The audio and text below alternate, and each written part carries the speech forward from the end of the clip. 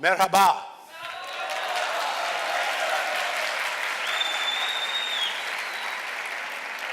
It's so wonderful to be back in Turkey.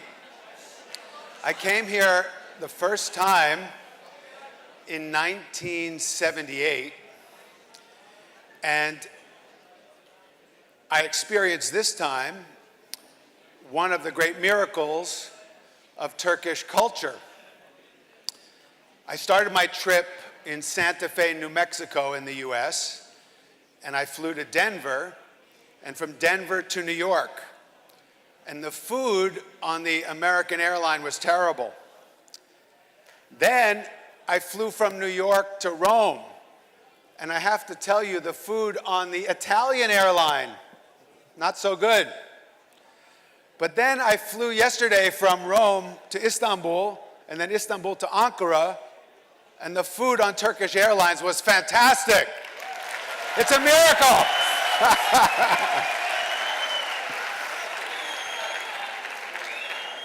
So I read in the Sabah newspaper this morning what the economic minister said about innovation in Turkey. And his message was that this is Turkey's biggest problem, biggest challenge. And I think in essence he's correct, but I would just think of it a slightly different way and say this is Turkey's biggest opportunity. A recent survey by IBM of chief executive officers from around the world. They surveyed 1,500 chief executive officers, and they asked them, what is the number one characteristic that you are looking for in your people? Now, when they did this survey 10 years ago, they said production. When they did it 5 years ago, they said engagement. But the last time they did the survey, the number one answer from the chief executives was creativity. Creativity. So what is creativity? How can we define creativity? It's the ability to generate ideas that have value. Can you generate ideas that have value? But creativity is just the beginning. We need innovation. What's the difference between creativity and innovation? Innovation is taking those creative ideas and translating them into sustainable value. And if you're doing that in a business context, that means you're taking creative ideas and translating them into profit in a competitive environment. So, if you want to learn about pure creativity, probably the best role model you could go to ever in human history would be Leonardo da Vinci. Leonardo da Vinci, besides painting the Mona Lisa and the Last Supper, Leonardo invented the parachute before anybody could fly. That is advanced thinking. But if you want a role model for innovation, then there's probably nobody better than Thomas Edison. So when I wrote this book about Thomas Edison, I got interviewed by the newspaper. Do you know USA Today? They have a global edition, big newspaper, and they asked me if Leonardo da Vinci and Thomas Edison met each other, what questions might they ask one another? And I said that I thought Leonardo might ask Thomas Edison about the nature of light, and that Edison would ask da Vinci, do you want a job? Because this This is the practical business, right? This is the practical business of translating creativity into innovation. So let's explore Edison by asking this classic question. What was Thomas Edison's greatest invention? What was Thomas Edison's greatest invention? Well, most people think that it must be the light bulb. Thomas Edison invented not just the light bulb, he invented the system for illuminating the whole world. Others had actually made light bulbs, but the problem was they didn't really work very well. They blew up. They caused a fire. You couldn't measure the power into the light, so you couldn't make it into a business. Edison did this 1 year after the head of the British Royal Institution of Science, the most powerful scientific organization in the world at that time, the head of the British Royal Institution said, practical incandescence is utterly impossible. He didn't say it was difficult. He didn't say it was a long shot. He said, utterly impossible. 1 year later, Edison got the light bulb to burn for 13 hours, at which point he knew he could illuminate the entire world. And 1 year later, the whole world had light. But as brilliant as this is, I don't think it's his greatest innovation. So you might say, well, what about the phonograph? Thomas Edison invented the phonograph. And before Edison, you could not listen to music unless you had a live performance. You could not hear a speech unless you attended the speech. Can you imagine what a miracle it was like for people? This is only 125 years ago. Edison invents the phonograph, and for the first time, you can hear recorded sound. And he didn't just invent the phonograph, he invented the recording studio and the microphone, the record. It was the beginning of the recording industry that we take for granted today. Have you ever been to India? Have you visited Delhi in India? Well, when you go and visit the National Museum of India. It's filled with beautiful art from all over India, the great masterpieces of the Mughal paintings, the tiny miniature paintings in vivid color, and the incredible statues that you see of the gods and goddesses from all the different regions of India. But there's one thing from the United States of America in the Indian National Museum. It's the first Thomas Edison phonograph that they sent to India, because when people heard recorded sound for the first time, it seemed to them like an unbelievable miracle. Now we take it for granted, but we owe it to Thomas Edison. But it's still not his greatest invention. So then you think, maybe it has to be the movie camera. Do you like to go to the movies? You owe it to Thomas Edison. He invented the movie camera. The world's first movie studio is located where? Do you think it's in Hollywood? No, it's not.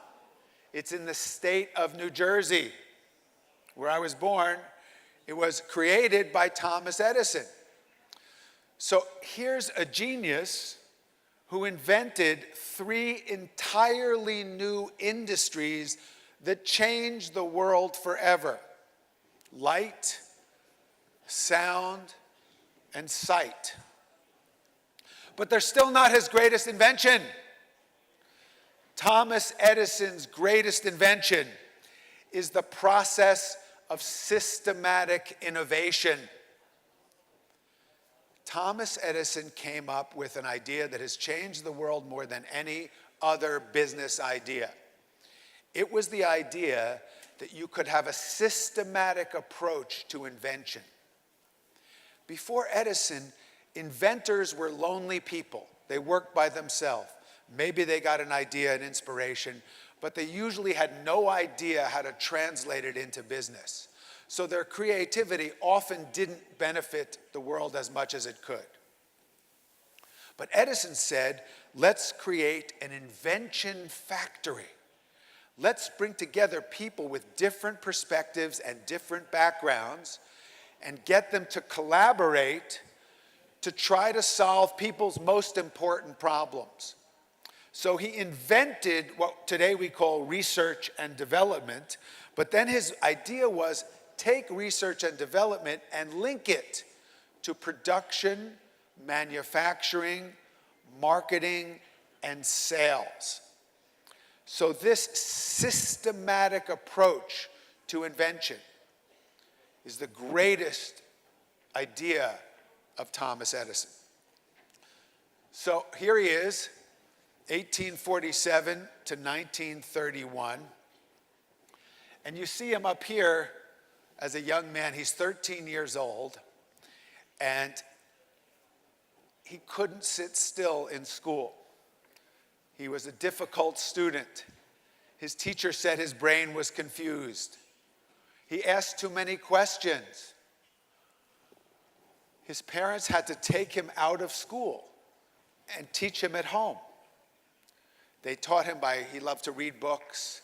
He loved to explore and get his hands on and test things out for himself. But he also was fascinated by the world of business and commerce. So his mother allowed him, when he was 13 years old, to get his first job, which was working on a railroad train selling newspapers.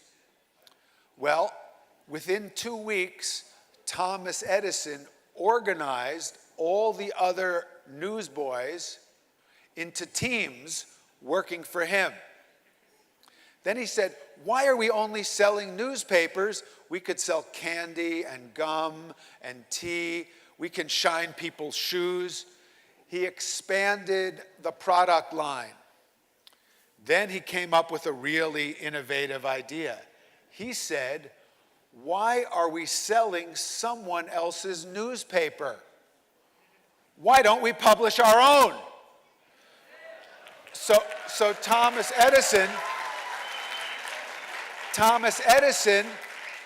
at age 14, becomes the world's first newspaper publisher on a moving train.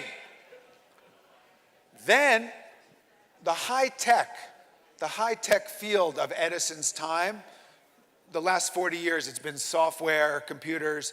In Edison's time, it was the telegraph. So Edison became a master telegraph operator. And then he came up with a marketing idea for his newspaper. Every stop of the train, before they got to each stop, he would send a telegram to the station manager with some information about a story in his newspaper to get people excited. He sold thousands of newspapers. He made an amazing amount of money. He invested his money in a chemistry laboratory that he built on the moving train. And this worked well until the train exploded. So by the time Edison was in his 80s, he was a global hero because people realized this is the man who illuminated the world, invented the recording industry, invented the movies. On the day he died, everyone in the US dimmed their lights for a minute in tribute to the man who illuminated the world. Radio stations went silent in tribute to the man who helped give us the modern media. So, about 10 years ago, I got a phone call from this lovely woman, Sarah Miller Caldecott. And she said, hello, Mr. Gelb. I read your book about Leonardo da Vinci, and I was very inspired, and I wanted to talk to you. She said, I am Thomas Edison's great-great-grandniece. She said, I'm so inspired by what you did with Leonardo da Vinci, and I want to explore more about the teachings of my great-great-uncle. And then she told me she had an MBA from Dartmouth Business School. I liked the tone of her voice, and I got a creative idea. A light bulb went off in my brain. I thought in that moment, we should write a book together. And we will do for Edison together what I did for Da Vinci. And my intuition was, because of your family connection to Edison, we'll be able to get access to the greatest Edison scholars in the world. And we did. So Dr. Paul Israel from Rutgers University in the US is the leading world scholar on Edison. He has something called the Edison Papers Project, where they're putting together all of Edison's notebooks and all of his inventions. So we got to visit Rutgers University. We got to handle the real notebooks, see the original inventions. And we asked Dr. Israel, we said, please be our academic mentor and make sure that everything in the book, here it is in Turkish, that everything in the book is accurate and true to Edison, which he did, of course. But the other thing that was great about Sarah's background is this gentleman here, Lewis Miller. Lewis Miller was her great-great-great-grandfather. He's the father of Mina Miller, who was Thomas Edison's wife, and that's the family connection. And Lewis Miller, in the US we have something called the National Inventors Hall of Fame.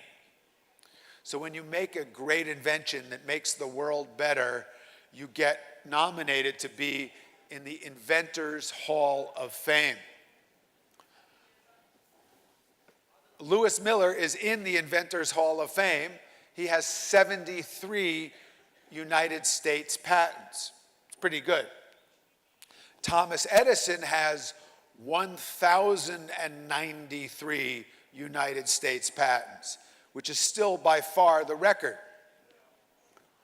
But my other thought was, with the connection to the current members of the Inventors Hall of Fame, we can go to them.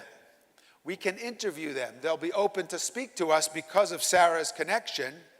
And we can ask them, what did you do to get into the Inventors Hall of Fame? Did you do what Edison did to make sure that we weren't just writing a history book? Because history is fascinating, but we have to solve real innovation problems today. So once Sarah and I, with the help of Dr. Israel, figured out, okay, here's what Edison did, then we had to figure out, is it relevant for innovation today? So we went to the current members of the National Inventors Hall of Fame and we asked them, and guess what they said? That's exactly what I did.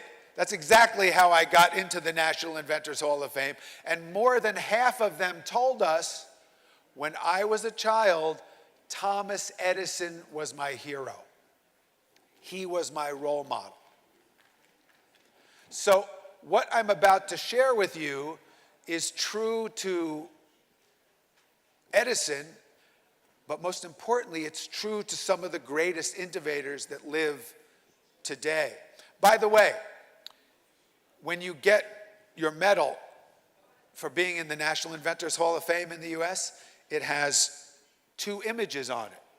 One is Thomas Edison, and the other is Abraham Lincoln. Because Abraham Lincoln in the US is not only known for the Emancipation Proclamation, but also as the champion of innovation. He was the champion of the patent system in the US that said, you should be rewarded for your creativity and your innovation. And Lincoln is the only US president who holds a United States patent. So the connection is freedom and innovation go hand in hand. You have to find a way to reward people for their efforts of invention and innovation.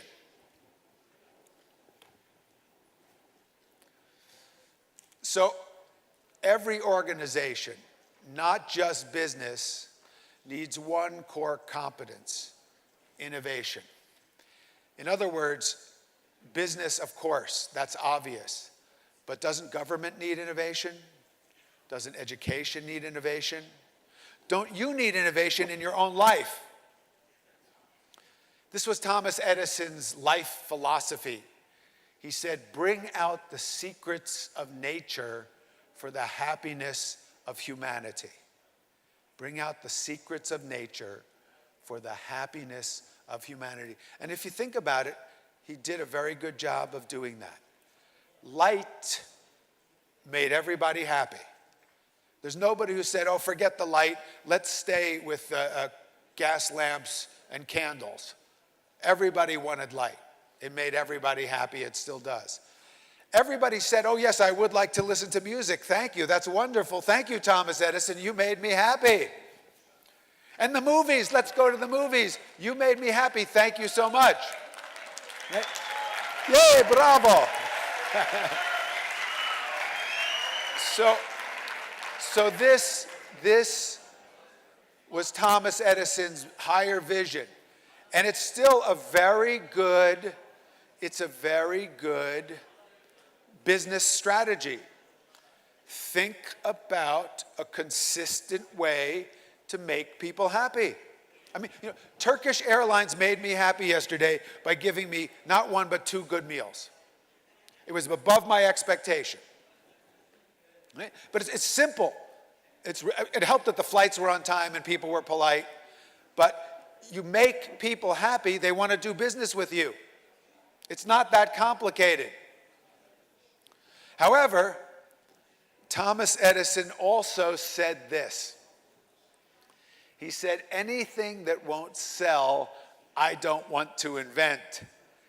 He said, sales are proof of utility, and utility is success. So what happened? Edison invented a vote counting and recording machine that politicians could use in the assembly so they could sit in their seat, press a button, and have their vote counted instantly and accurately. He couldn't sell one of them because politicians don't want their votes counted instantly and accurately. They want to do backroom deals and they want to make politics. So Edison said,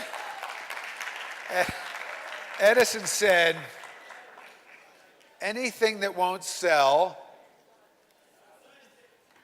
I don't want to invent. And he's right. If you think about it, sales are proof of utility. If people like it, if it makes them happy, they will buy it. So reporters asked Edison, what's the secret of your laboratory? What are the rules? What are the rules you have in your laboratory that allow you to create so many inventions? And Edison said, heck, there are no rules here. We're actually trying to accomplish something.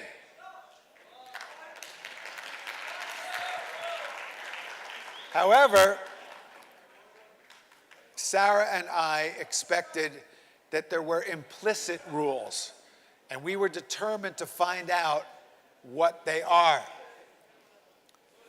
Now, this was an ad in American magazines, in national magazines, and it's the chief designer from General Motors in charge of their electric car called the Chevy Volt. And you see he's holding this sign that says Thomas Edison was right. Why? Because it was Thomas Edison who invented the electric storage battery designed to be used in the automobile. The problem was it took him 10 years. And by the time he perfected it, his friend Henry Ford had already started with the combustion engine in the automobile. Edison still made a big profit on the storage battery. And then he came up with a plan. He invented something called Edison Portland cement. And he made a big profit from the Edison Portland cement as well. It was very durable, easy to work with, inexpensive cement. And then he made a design for homes that could be powered by the storage battery. Why? To help save the environment. Because 100 years ago, Thomas Edison went to the President of the United States and to Henry Ford and Harvey Firestone, the most powerful business people in the United States, and he said, we better figure out how to harness the energy of the sun before all the coal and gas run out. That was 100 years ago. It's genius. So, Sarah and I identified 5 competencies for innovating like Edison. This is the things you need to know to create an innovative culture in your business, in your society, and in your own personal life. We don't have the time to go through all of them. It's about a 5-day seminar. So I'm going to focus on the first competency called solution-centered mindset. The solution-centered mindset is always looking to this question. What's the solution? What's the answer? What do we do about it? A problem-oriented mind says, oh, this is a problem, this is bad. Okay, fine. How are we going to solve it? How are we going to fix it? What are we going to do about it? That attitude is critical to innovation. Kaleidoscopic thinking is the term that was used about Edison's mind. It's his strategies for generating so many creative ideas. Full spectrum engagement was Edison's strategy for getting people engaged and involved in his invention factory. Mastermind collaboration is his strategy for bringing people together to work as a team to innovate. He knew 125 years ago that you can be much more innovative if you leverage a team instead of working separately. It takes collaboration and cooperation in order to find solutions. And super value creation. What this means is focus on the client, focus on the customer, focus on the student, focus on the person who is receiving your services, and make what you deliver better than anybody else. That's why super means above or beyond. So create more value than the people you're competing with. So we're going to go into solution-centered mindset. It has 5 elements. We'll just dive right into the first one, which is to align your goals with your passions. Align your goals with your passions. So if you work in any kind of organization, you have a manager, and your manager helps you set your goals. And then you look and say, how did I do? Did I meet my goals? Did I exceed my goals? Did I do better than my goals? And then you set your goals again. Why does every business do this? You have to do this. This is the essence of everything, because that's how you know if you're progressing or not, yes? So the ability to set goals is critically important to any enterprise, and it's really important to you in your life. What are your goals? Well, if you're interested in setting and achieving goals, Thomas Edison's a good role model, because his goal was light the world. Boom, he does it. Create the recording industry. Okay, no problem. Start the movies. Yes. Oh, and by the way, make hundreds and hundreds and hundreds of millions of dollars. And make lots of other people wealthy too. And improve the world and society. Pretty good goals. He achieved them all. So, maybe you know this for goals. Have you heard this before? SMART. When you set a goal, make sure it's specific. You have to set a specific goal. Why? So you can measure your progress. So you can't say, we want our company to grow. It would be nice if our company would grow. That's not a goal. We have to say, we need our company to grow 5%. That's a goal. Why? Because we can measure it. The A stands for accountable. And what this means is that if you set a goal, who's in charge of the achievement of your goal? Is somebody going to come and give you your goal? No, you are in charge. You are accountable for the achievement of your goals. The R stands for relevant. And what this means is that when you set a goal in your life or for your business, make sure it's relevant to a higher purpose that you have. And the T stands for timeline, and this is very important. If you don't write down the date by when you want to finish your project, you have not set a goal, you're just daydreaming. If you say we'd like to improve our profit or our production 5%, someday never comes. It has to be by April 15th, 2015. So, when I make a goal to write a book, I say specifically, what book am I writing? What date will it be finished?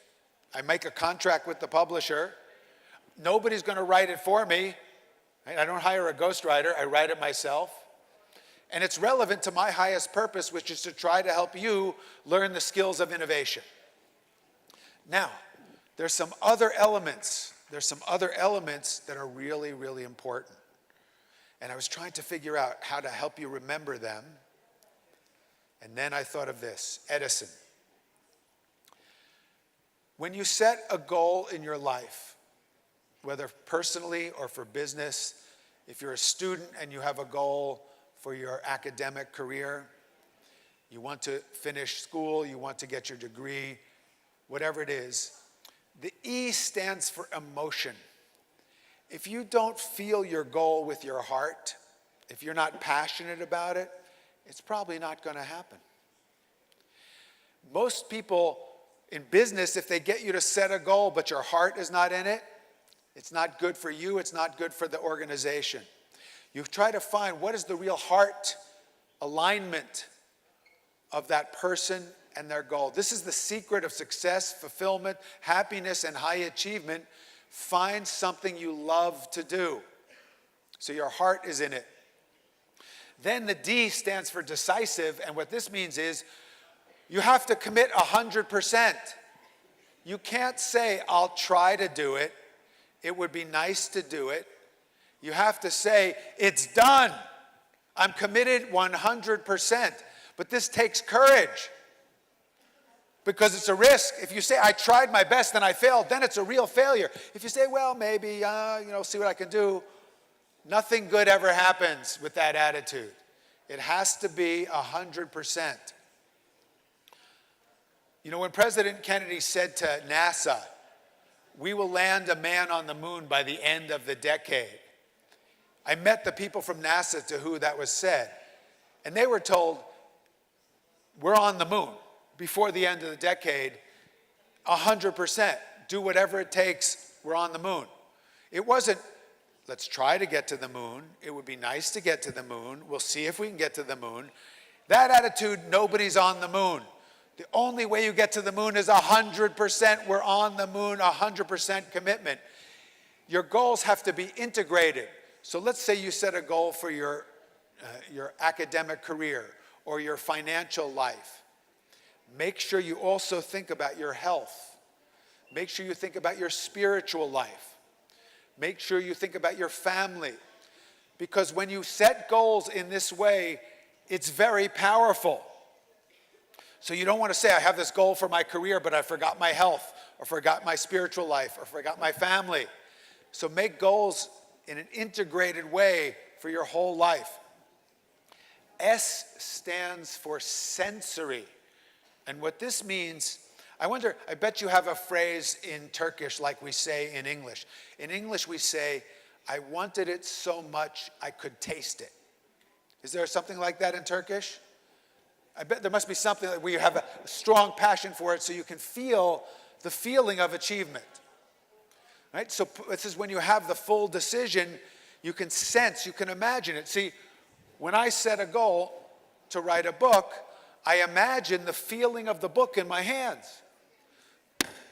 I imagine the sound of it. I imagine, there's, a new book has a nice new book smell. I imagine the feeling of celebration and happiness the first day the book arrives and I hand it to somebody that I love. The O stands for optimistic. And obviously there's no innovation without optimism. It's so important, we'll talk more about it. And the N stands for now. And the time to start setting and achieving your goal is today.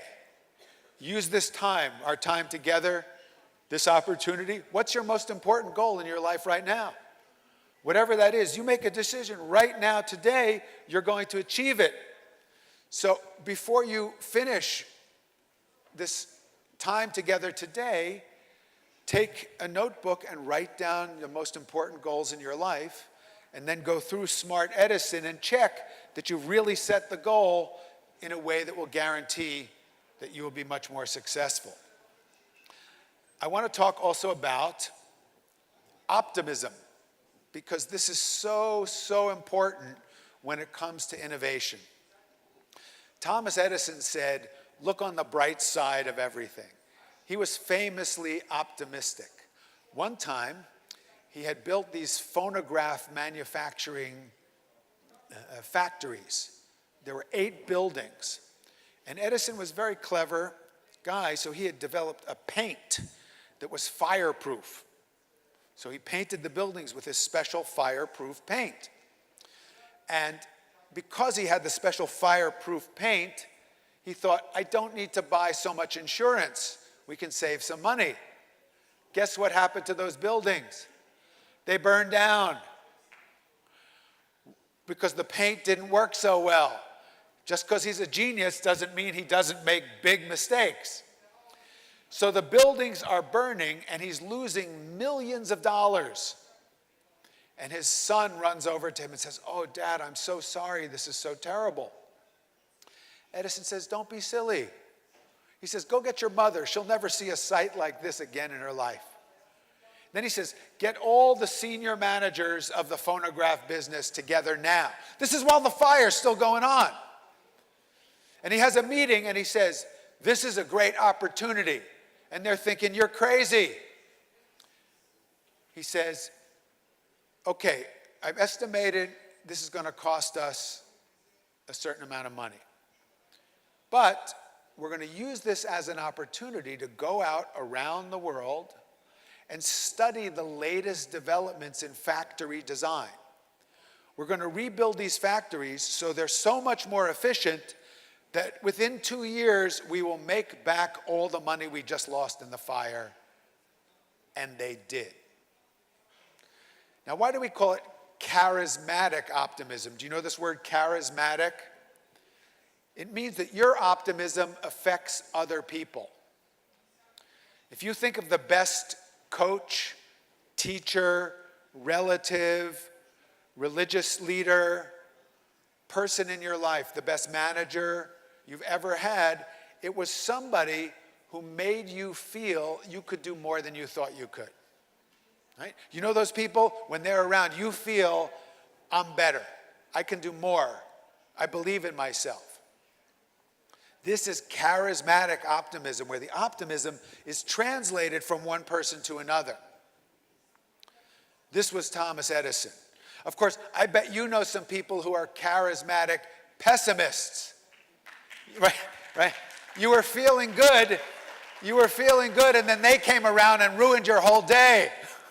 Said, no, there's no way, forget about it, you can't do it.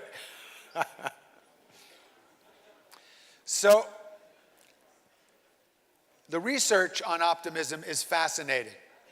This is from Professor Martin Seligman. Seligman and his colleagues have been studying the effect of attitude on achievement for the last 40 years. Here's what they discovered. They found that people with a pessimistic attitude get sick more frequently. When they get sick, which happens more frequently, it takes them longer to recover. People with an optimistic attitude don't get sick as much. When they do get sick, they recover faster. People with a pessimistic attitude underperform the scores of their aptitude tests. People with an optimistic attitude outperform the scores of their aptitude tests. People with a pessimistic attitude make a lot less money. People with an optimistic attitude make a lot more money. Now, this is true even though the researchers found that the pessimists are better at seeing the problems in a real situation. They're more realistic. They're better problem analysts, but they still get worse results in life. Optimists seem to look at the world through rose-colored glasses. Maybe they seem a little unrealistic, but they get consistently better results in their life.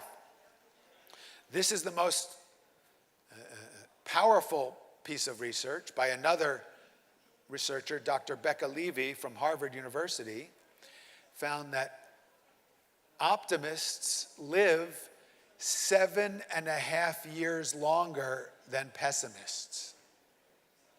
Now, why is this?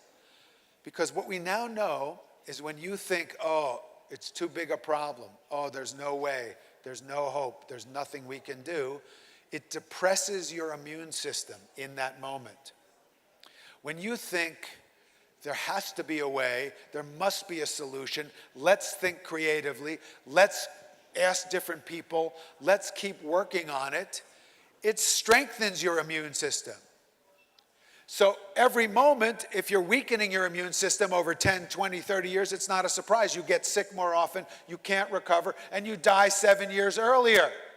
If you're thinking there must be a way, and I'm grateful for the opportunity, you're strengthening your immune system, you're more resistant to getting sick. If you do get sick, you recover faster, and you live 7 years longer. And you make more money and outperform your aptitude test. Now, here's the problem. The pessimists in this audience now are very depressed. They're thinking, I'm losing money, I'm getting sick, I'm dying, and there's nothing I can do about it. But I wouldn't be telling you this, if you couldn't learn optimism. It's a skill of self-coaching. You coach yourself to be optimistic. You can change your attitude. And the way to do it, Seligman teaches, it's called explanatory style. Explanatory style. So if I'm a pessimist and I get a great business idea and I propose it to my boss and my boss says no, rejection. The pessimist says, oh, this is personal, it's because I'm not good enough. The pessimist says, this is permanent, it will never change. The pessimist says, this is pervasive, it ruins everything. The optimist has the same idea, the same proposal, the same rejection. The optimist does not take rejection personally. They say, this is a tough board. My boss is difficult, but there'll be a new boss next year and a new board. I'll try again. It's only a temporary setback. I will get better and better. It's an isolated phenomenon. It's something I can overcome. No problem. I'll find a solution. There must be a way. But here's where it gets really interesting. When the situation is reversed and they have a success, the pessimist has a success and they say, oh, it's not personal, it's not really to do with me. It's only temporary. Bad things are sure to happen again soon. And this one good thing doesn't change the fact that most of my life is terrible. Whereas the optimist says, when they have a success, this is because I'm a genius, everything is great, my whole life is wonderful, and it will always be that way. Now you might think to yourself, that seems a little crazy. But I'll tell you, do you know the insurance company MetLife? It's a huge billion-dollar company. They have one of the biggest buildings on Park Avenue in New York. They interviewed people for sales jobs, and they rejected more than 1,000 people. So they went to Seligman. They said, can you help us use your research to sell more insurance? So he said, sure, give me the 1,000 people you rejected, because they didn't have the background, they didn't have the resume, they didn't have the academic qualification. Give me the 1,000 you rejected, and he tested them all in their ability to think in an optimistic way. And he took the 10 people who had the strongest optimism, and he got MetLife to hire them for 1 year on probation. They outperformed the regularly hired sales force by more than 60%. So, set your goals, make them smart, make them Edison, be a charismatic optimist, bring out the best in everybody you meet. Thank you very much. Thank you. Thank you. Thank you. Thank you.